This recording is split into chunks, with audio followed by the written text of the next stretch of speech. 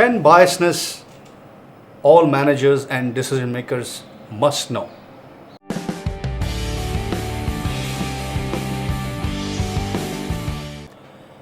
You must have heard about biasness.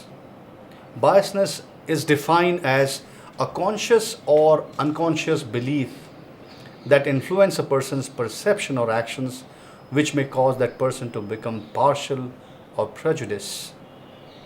You must have seen in an organization where sometimes due to a wrong decision by the managers and the leaders, we end up hiring wrong person. We end up promoting wrong person. We end up terminating wrong person. And at times we end up making a wrongful decisions because of certain biasness.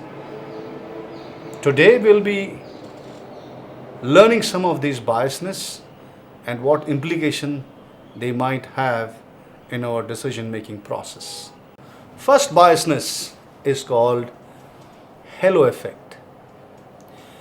This is a type of measurement biasness in which the analyst or a person allows one strong point that he or she values highly that works in subject's favor to overshadow all other information.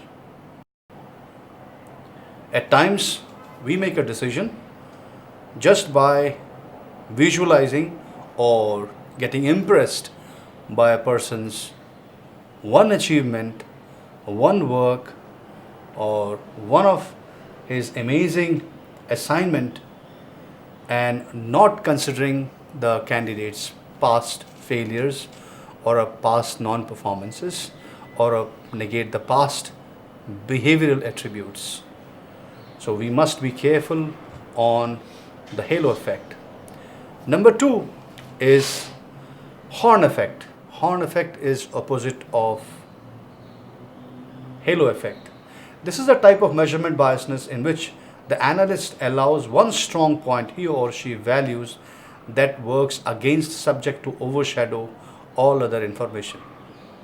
For example, during the appraisal period, you must have seen a nearest point of non-performance or nearest point of drop in performance is taken by the managers as non-performance for throughout the year. This is called a horn effect. Or if I'm interviewing a person, his one small attribute or the way he is not talking properly, he is not dressed properly, if he is not able to express properly, is taken as a cognizance for his underperformance for his entire period or his entire time during the interview process. Number 3 is affinity biasness, or sometimes called me too type of biasness.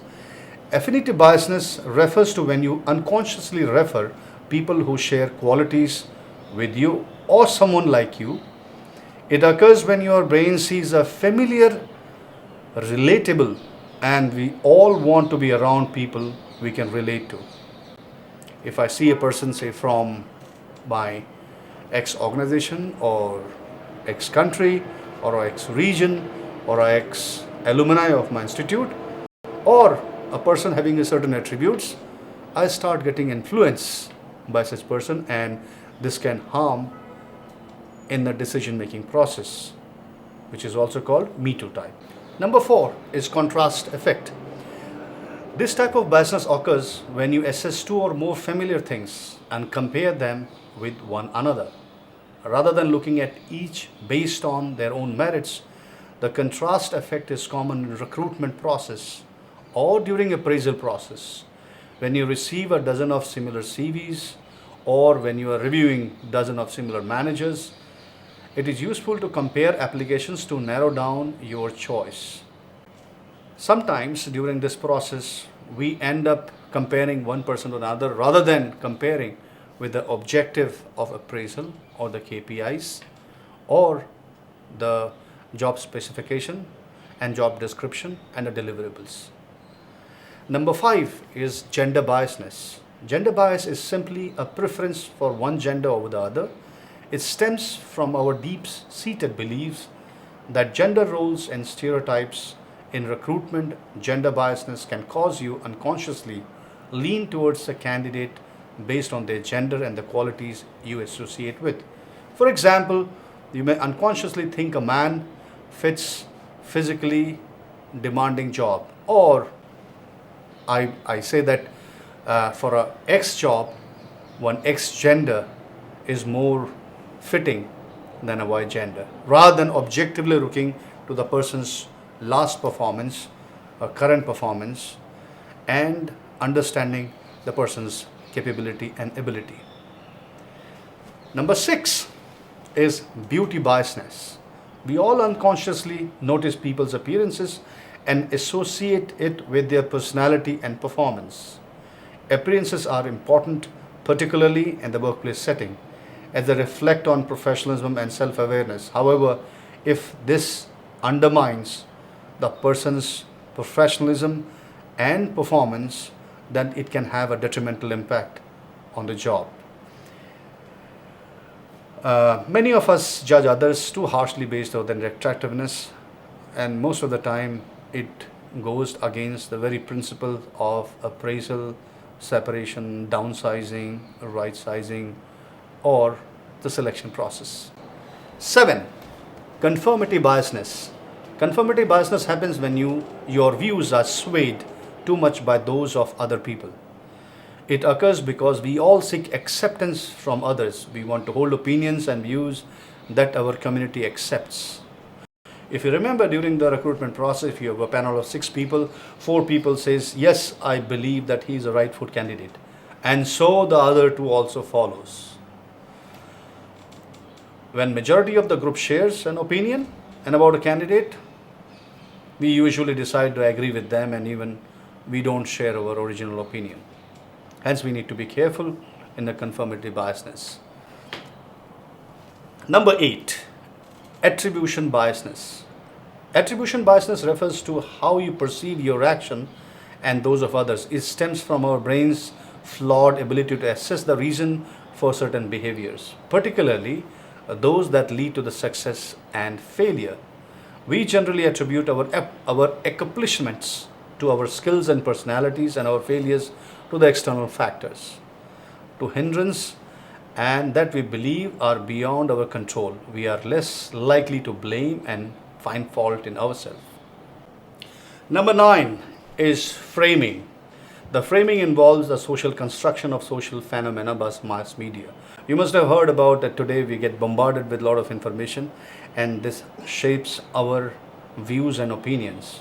The social media various channels, and we need to be very careful when we make a decision just by the social media opinions or viral videos. This typically framing is used during polls used by political parties by bombarding a similar kind of views and opinions, so that they can off balance a person's view to their own opinion. And last 10 is apophenia. Apophenia, also known as pertensity or authenticity, is the human tendency to perceive meaningful patterns with the random data. Apophenia is well documented as a rationalization for gambling. You must have seen at times when we see a data and random, we start creating a pattern, or when we go for certain analysis, we preconceive our thought and start analyzing certain random pattern so that we can make a quick decision making, rather than going deep into analyzing the data and bringing out the right kind of information. So with this, we have seen today the 10 biasness, what the managers and the leaders of an organization must be careful while making decisions for recruitment, appraisal, downsizing, right sizing, separations, or termination. We'll see you in our next videocast on the HR matrix.